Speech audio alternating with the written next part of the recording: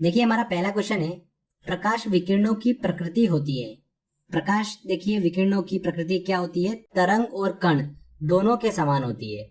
हमने अच्छे से डिस्कस करा इसको। प्रकाश सीधी रेखा में चलता प्रतीत होता है क्योंकि प्रकाश हमेशा सीधी रेखा में चलता हुआ प्रतीत होता है क्योंकि इसकी वेवलेंथ जो होती है वो बहुत ही कम होती है। तो यहाँ पर वेवलेंथ मतलब तरंग दैर्ध्य बहुत ही कम होती है, सी आंसर। प्रकाश का वेग अधिकतम होता है। प्रकाश का वेग अधिकतम कहां पर होता है फ्रेंड्स, निर्वात में। वैक्यूम में प्रकाश का वेग सबसे अधिकतम होता है। तो यहाँ पर सी आंसर बिल्कुल सही होगा। इसके बाद में पानी, फिर कांच और फिर हीरे का नंबर आता है। चलिए अगला क्वेश्चन लेते हैं। अवतल लेंस प्रयोग किया जाता है किस दोष में? देखिए अवतल लेंस का उपयोग किया जाता है, मैंने आपको ट्रिक भी बताई थी। देखिए दो दोष होते हैं, एक निकट दृष्टि दोष और एक होता है दूरदृष्टि दोष।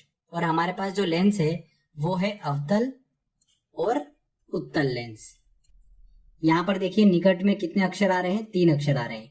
दूर में आ रहे हैं 2 अक्षर। अवतल में देखिए कितने अक्षर आ रहे हैं, 4। और उत्तल में आ रहे हैं देखिए 3 अक्षर। तो जो बड़ा है उसको बड़े से कनेक्ट कर दो।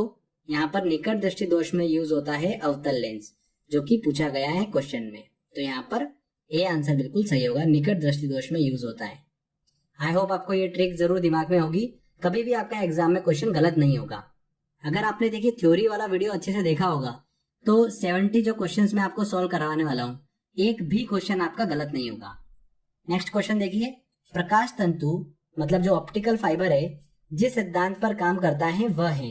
किस सिद्धांत पर काम करता है? देखिए वो टोटल इंटरनल रिफ्लेक्शन मतलब पूर्ण आंतरिक परावर्तन के सिद्धांत पर काम करता है। पूर्ण आंतरिक परावर्तन क्या होता है ये हम अच्छे से डिस्कस कर चुके हैं।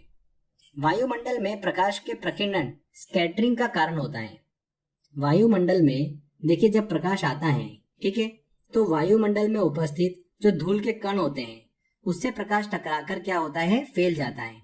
यही होता है प्रकाश का प्रकीर्णन। तो धूल के कणों के कारण, बी आंसर यहाँ पर सही होगा। नेक्स्ट क्वेश्चन लेते हैं।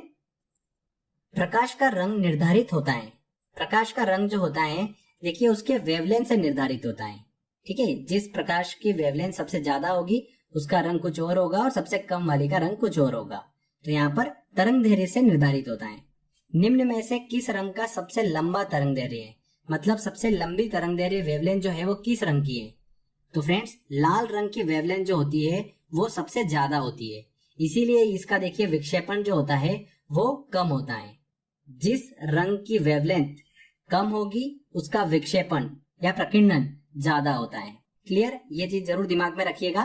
तो यहाँ पर किस रंग की वेवलेंथ सबसे ज्यादा होती है? लाल रंग की वेवलेंथ सबसे ज्यादा होती है। सबसे कम तरंग दैर्ध्य वाला प्रकाश होता है, तो जो बैंगनी प्रकाश होता है देखिए उसकी तरंग दैर्ध्य जो होती है वो सबसे कम होती है और सबसे ज्यादा ध्यान रखिएगा लाल रंग की। नेक्स्ट क्वेश्चन लेते हैं। वाहनों में प्रयुक्त होने वाला पीछे दिखने वाला दर्पण निम्न होता है। देखिए कार के पीछे का व्यू देखने के लिए कौन सा दर्पण यूज किया जाता है साइड मिरर के रूप में? तो कौन सा दर्पण होता है फ्रेंड्स? वो उत्तल दर्पण होता है। उत्तल दर्पण हमेशा आभासी, सीधा और छोटा प्रतिबिंब बनाता है। तो पीछे का ब्रॉड व्यू देखिए हमको छोटे से फॉर्म में देखना है तो उत्तल दर्पण का यूज किया जाता है। यहाँ पर ए आंसर। आकाश नीला दिखाई पड़ता है क्योंकि आकाश का नीला दिखाई देना, देखिए यहाँ पर मैंने आपको ट्रिक बताई थी, रंग का चमत्कार है। यहाँ पर नीला रंग जो है वो फैल चुका है। कलर का फैलना क्या होता है? प्रकीर्णन का एग्जाम्पल है। तो नीले प्रकाश का प्रकीर्णन सबसे अधिक होता है, इसीलिए आकाश जो है वो नीला दिखाई देता है। देखिए जो बैंगनी रंग है, नीला रंग है, इनकी वेवलेंथ बहुत कम होती है। तो जब प्रकाश वातावरण में प्रवेश करता है तो चूंकि इनकी वेवलेंथ कम होती है तो इनका प्रकीर्णन मतलब स्कैटरिंग सबसे ज्यादा होता है, इसीलिए हमको आकाश जो है वो नीला दिखाई देता है। तो यहाँ पर फ्रेंड्स नीले प्रकाश का प्रकीर्णन सबसे अधिक होता है, ए आंसर। खतरे के संकेतों के लिए लाल प्रकाश का प्रयोग किया जाता है क्योंकि लाल प्रकाश का इसलिए उपयोग किया जाता है क्योंकि इसकी वेवलेंथ जो होती है, तरंग दैर्ध्य जो होती है वो सबसे ज्यादा होती है, जिसकी वजह से इसका विक्षेपण उतना नहीं हो पाता है जितना बैंगनी रंग का होता है। बैंगनी रंग की वेवलेंथ सबसे कम होती है, इसीलिए देखिए रेलवे में भी सिग्नलों के तौर पर लाल रंग का जो है वो उपयोग किया जाता है, ठीक है। स्टॉप करने के लिए ट्रेन को लाल रंग का उपयोग किया जाता है। तो यहाँ पर लाल रंग का देखिए प्रकीर्णन सबसे कम होता है क्योंकि इसकी वेवलेंथ ज्यादा होती है। ए आंसर बिल्कुल सही होगा। चलिए अगला क्वेश्चन लेते हैं। अस्त होते समय सूर्य लाल दिखाई देता है। देखिए, सूरज के उगते और ढलते समय उसका लाल दिखाई देना है। इसका एग्जाम्पल है ये। यहाँ पर देखिए रंग का चमत्कार हो रहा है फिर से, तो यहाँ पर क्या होगा? प्रकीर्णन, स्कैटरिंग, बी आंसर। प्रकाश के प्रकीर्णन में सबसे अधिक अपवर्तित रंग होता है, मतलब किसका प्रकीर्णन सबसे ज्यादा होता है प्रकाश के रंगों में? तो फ्रेंड्स किसका होता है? देखिए बैंगनी रंग, चूंकि उसकी वेवलेंथ कम होती है तो प्रकीर्णन सबसे ज्यादा होगा। यहाँ पर सी आंसर। समुद्र नीला प्रतीत होता है, समुद्र का नीला दिखाई देना। देखिए यहाँ पर फिर से रंग का चमत्कार आपको देखने को मिलेगा। तो देखिए डायरेक्ट आपको देख के आंसर लगाना है प्रकीर्णन, स्कैटरिंग के कारण, जल के कणों के द्वारा, ठीक है, प्रकाश के प्रकीर्णन के कारण। बी आंसर यहाँ पर सही होगा। नेक्स्ट क्वेश्चन लेते हैं। हमें हरी घास का रंग हरा दिखाई देता है क्योंकि हरी घास जो है ये हरे रंग के प्रकाश को हमारी आंखों पर परावर्तित करती है, इसीलिए हमें घास का रंग हरा दिखाई देता है। A answer. निम्नलिखित में कौन सा रंग इंद्रधनुष के मध्य में दिखाई देता है? इंद्रधनुष के मध्य में हरा रंग जो है वो दिखाई देता है। हमने अच्छे से डिस्कस करा इसको। यदि पृथ्वी पर कोई वायुमंडल नहीं है तब आकाश का रंग होगा, आकाश जो है वो देखिए काले रंग का दिखाई देगा। अगर वायुमंडल नहीं है तो किसी भी प्रकार की देखिए स्कैटरिंग की घटना हमको नहीं देखने को मिलेगी, प्रकीर्णन की घटना नहीं देखने को मिलेगी। तब आकाश का रंग जो होगा वो काला दिखाई देगा। मनुष्य की आंख में किसी वस्तु का प्रतिबिंब बनता है। मनुष्य की आंख में देखिए प्रतिबिंब कहां पर बनता है? इमेज कहां पर बनती है? रेटिना में बनती है। Okay, D answer.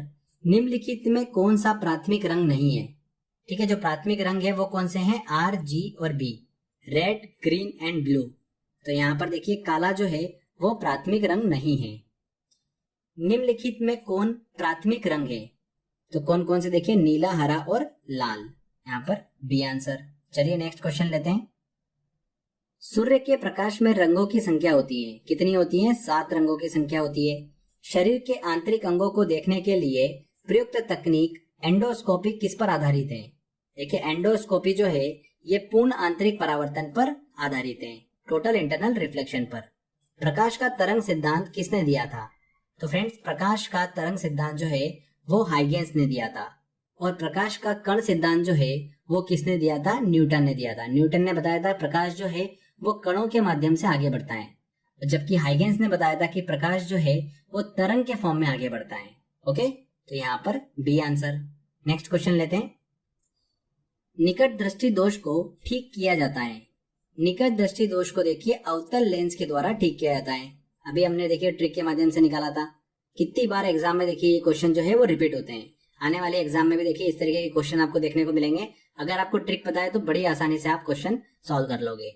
आंख में प्रवेश करने वाले प्रकाश की मात्रा को किसके द्वारा नियंत्रित किया जाता है? देखिए आंखों के अंदर प्रकाश की मात्रा को नियंत्रित किया जाता है आइरिस के द्वारा। Okay, D answer. स्पष्ट दृष्टि की न्यूनतम दूरी होती है। तो देखिए किसी भी व्यक्ति की स्पष्ट दृष्टि की न्यूनतम दूरी कितनी होती है? 25 सेंटीमीटर होती है। 25 सेंटीमीटर की दूरी से किसी भी ऑब्जेक्ट को वो अच्छे से देख सकता है। A answer. मरीचिका उदाहरण है। मरीचिका का बनना देखिए पूर्ण आंतरिक परावर्तन का एग्जाम्पल है। इंद्रधनुष किसके कारण बनता है? इंद्रधनुष जो है देखिए वातावरण में परावर्तन और अपवर्तन की घटनाओं के कारण इंद्रधनुष जो है वो बनता है। और इंद्रधनुष हमेशा जो होता है वो सूर्य के विपरीत डायरेक्शन में होता है। ये चीज भी आप जरूर ध्यान रखिएगा, एग्जाम में पूछा गया था। प्रकाश का किसी सतह से टकराकर उसी माध्यम में वापस लौट जाना क्या कहलाता है? प्रकाश का देखिए टकराकर उसी माध्यम में लौट जाना परावर्तन की घटना होती है। A answer. चलिए अगला क्वेश्चन लेते हैं। जब प्रकाश एक मीडियम से दूसरे मीडियम में जाता है तो इसकी दिशा में परिवर्तन हो जाता है, तो इस घटना को कहते हैं। एक माध्यम से दूसरे माध्यम में जाता है तब देखिए इसके डायरेक्शन में परिवर्तन हो जाता है, इस घटना को क्या बोलते हैं? प्रकाश का अपवर्तन कहते हैं। B answer. यदि आप किसी समतल दर्पण की ओर 10 मीटर प्रति सेकंड की गति से दौड़ रहे हैं तब आपका प्रतिबिंब किस गति से आपके पास आएगा? काफी अच्छा क्वेश्चन है। देखिए ये बहुत ही सिंपल कॉन्सेप्ट है। ये देखिए समतल दर्पण है, ये ऑब्जेक्ट है, ये इसकी इमेज है। समतल दर्पण में हमेशा देखिए समतल दर्पण से अगर ऑब्जेक्ट की दूरी x है तो इसके प्रतिबिंब की दूरी भी देखिए x होगी। क्लियर? अगर ये v वेग से समतल दर्पण की तरफ जा रहा है तब इसका प्रतिबिंब जो है वो देखिए दुगनी स्पीड से आता हुआ प्रतीत होगा। v वेग से अगर जा रहा है तो प्रतिबिंब दुगनी स्पीड से आता हुआ प्रतीत होगा। क्लियर? तो यहाँ पर देखिए 10 मीटर प्रति सेकंड की गति से बोल रहे हैं तो 20 मीटर प्रति सेकंड, ये आंसर। जल के अंदर डूबी हुई मछली वास्तविक गहराई से ऊपर उठी हुई दिखाई देती है, यह घटना किसके कारण होती है? सतह का देखिए अपनी जगह से हटकर दिखाई देना, किसी ऑब्जेक्ट का अपनी जगह से हटकर दिखाई देना, ये सारी घटनाएं मैंने आपको बताई थी अपवर्तन की घटना। यहाँ पर डी आंसर बिल्कुल सही होगा। बहुत इंपॉर्टेंट क्वेश्चन है ये। चलिए नेक्स्ट क्वेश्चन लेते हैं। हीरे का चमकना किस घटना का परिणाम है? हीरे का चमकना देखिए पूर्ण आंतरिक परावर्तन की घटना है, ये आंसर। प्रकाश के वर्ण विक्षेपण डिस्पर्जन ऑफ लाइट की खोज किसने की थी? तो प्रकाश के वर्ण विक्षेपण की खोज किसने करी थी? आइजक न्यूटन ने। द्वितीयक इंद्रधनुष में सबसे ऊपर कौन सा रंग होता है? देखिए फ्रेंड्स, सेकेंडरी रेनबो। मैंने आपको ट्रिक बताई थी, इंद्रधनुष का ये बाहर वाला, ये पोर्शन अंदर वाला, बाहर वाला 1 नंबर, अंदर वाला 2 नंबर, तो सेकेंडरी रेनबो। सेकेंड नंबर का कलर जो होगा वो रेड होगा, यहाँ पर रेड होगा, और बाहर कौन सा होगा? बैंगनी रंग होगा। क्लियर? तो यहाँ पर पूछा है कि द्वितीयक इंद्रधनुष में सबसे ऊपर कौन सा रंग होता है? सबसे ऊपर होता है बैंगनी रंग, यहाँ पर डी आंसर। और प्राथमिक इंद्रधनुष में सबसे देखिए बाहर की ओर जो रंग होगा वो रेड रंग होगा, अंदर की ओर बैंगनी रंग। क्लियर? ये हमारी ट्रिक थी, बड़ी आसानी से देखिए आप एग्जाम में सॉल्व कर सकते हो। प्राथमिक इंद्रधनुष में सबसे ऊपर कौन सा रंग होता है? सबसे ऊपर कौन सा रंग होता है? लाल रंग होता है। प्रकाश किसी अवरोध के पड़ने पर किनारों पर थोड़ा मुड़ जाता है, इस घटना को क्या कहते हैं? इस घटना को कहते हैं प्रकाश का विवर्तन, ये आंसर। तारे टिमटिमाते हुए दिखाई देते हैं किस घटना के कारण? तो देखिए तारों का प्रकाश हमारी आंखों तक जब पहुंचता है, बीच में बहुत सारी वायुमंडलीय परतें आती है, हर परतों पर देखिए प्रकाश के अपवर्तन की घटना जो है वो देखने को मिलती है, इसलिए तारे जो है हमें टिमटिमाते हुए दिखाई देते हैं अपवर्तन की घटना के कारण, बी आंसर। जिस भौतिक कारक के कारण हम किसी वस्तु को देख पाते हैं उसे हम क्या कहते हैं? उसे हम कहते हैं प्रकाश।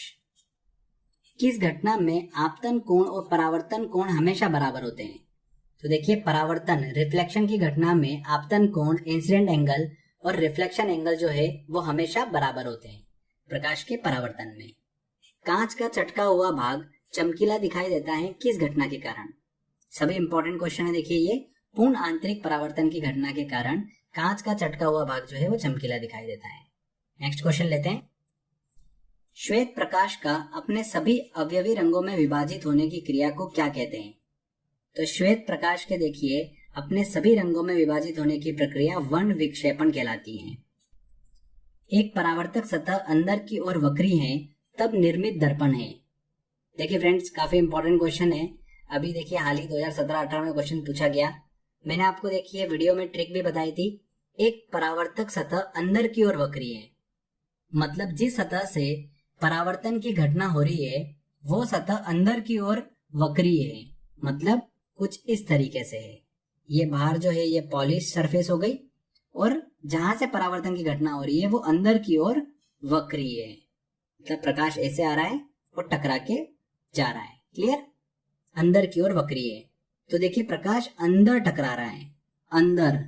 अ से बनेगा अवतल, अ से उत्तल तो नहीं बनेगा, अ से अवतल ही बनेगा। ठीक है, तो यहाँ पर सी आंसर देख के समझ में आ गया। अब देखिए कितना कंफ्यूजन था, बट हमने इतनी आसानी से इसका आंसर निकाल लिया। आई होप आपने भी निकाल लिया होगा। नेक्स्ट देखिए, इंद्रधनुष में किस रंग का विक्षेपण सबसे अधिक होता है? किस रंग का विक्षेपण देखिए सबसे अधिक होता है? जिसकी वेवलेंथ सबसे कम हो। वेवलेंथ सबसे कम किसकी होती है? बैंगनी रंग की। तो यहाँ पर ए आंसर। चलिए अगला क्वेश्चन लेते हैं। प्रकाश की चाल होती है, प्रकाश की चाल जो होती है देखिए निर्वात में 3 × 10⁸ मीटर पर सेकेंड होती है।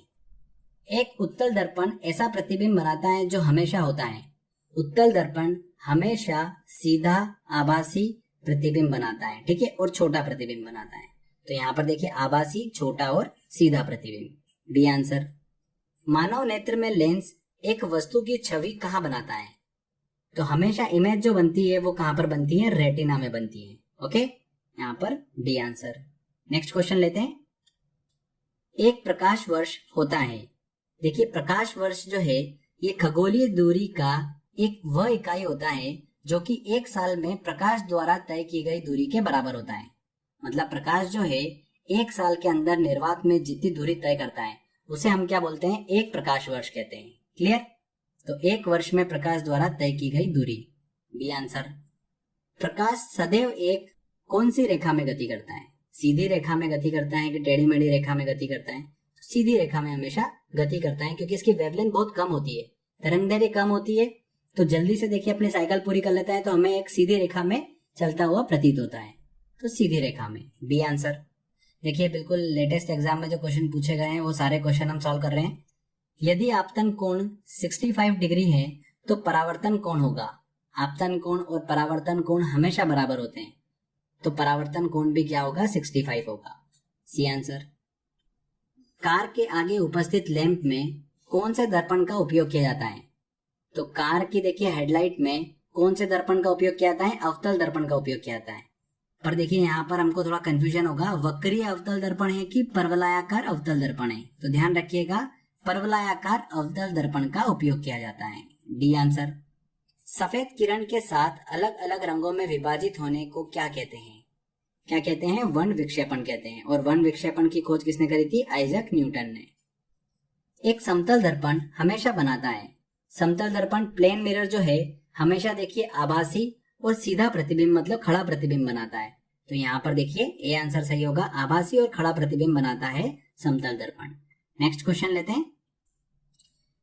निम्न में से कौन सा एक आभासी प्रतिबिंब नहीं उत्पन्न कर सकता?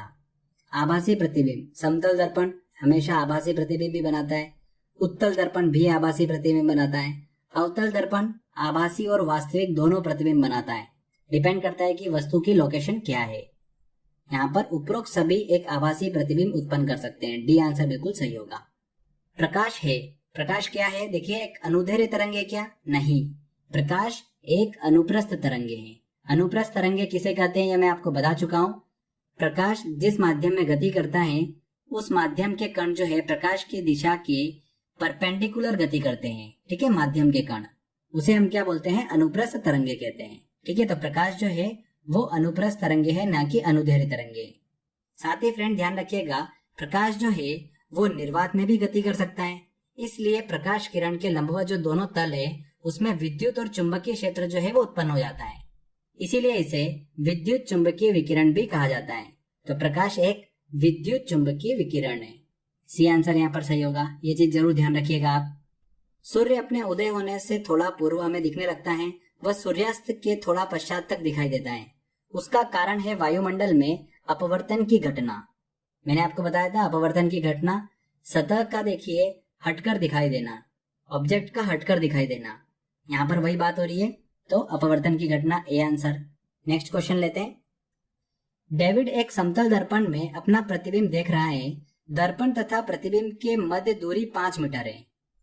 तो मान लेते हैं समतल दर्पण है, ये डेविड यहाँ पर खड़ा हुआ है और इसका प्रतिबिंब है, दर्पण और प्रतिबिंब के मध्य की दूरी जो है वो 5 मीटर दे रखी है। तो यहाँ पर देखिए हमको पता है समतल दर्पण में जितनी दूरी पर ऑब्जेक्ट होता है प्रतिबिंब भी उतनी दूरी पे बनता है, तो ऑब्जेक्ट की डिस्टेंस भी हो गई हमारी 5। क्लियर? यदि वह दर्पण की ओर 1 मीटर गति करता है, 1 मीटर भैया दर्पण की तरफ आ गया, तो डेविड तथा उसके प्रतिबिंब के मध्य दूरी होगी, अगर ये 1 मीटर आएगा तो इसका प्रतिबिंब भी 1 मीटर आगे आएगा, ठीक है। तो ये हो गई यहाँ पर 4, और अब देखिए ये प्रतिबिंब भी 4 मीटर दूरी पर है। तो टोटल देखिए यहाँ पर पूछा है कि डेविड तथा उसके प्रतिबिंब के मध्य की दूरी कितनी हो गई? 8, यहाँ पर डी आंसर। रात्रि में तारों का टिमटिमाना होता है किसके कारण? तारों का टिमटिमाना फ्रेंड्स मैंने आपको बताया था अपवर्तन की घटना के कारण, ए आंसर। वह सर्वाधिक सुविधापूर्ण दूरी जिस पर कोई व्यक्ति सामान्य आंखों से पढ़ सकता है, तो 25 सेंटीमीटर वह सुविधापूर्ण दूरी होती है जिस पर कोई भी व्यक्ति जो है सामान्य आंखों से पढ़ सकता है। 25 सेंटीमीटर मिनिमम दूरी होती है, ओके। ये आंसर यहाँ पर बिल्कुल सही होगा। निम्न में से किसका प्रयोग दूरदृष्टि दोष को सही करने के लिए किया जाता है?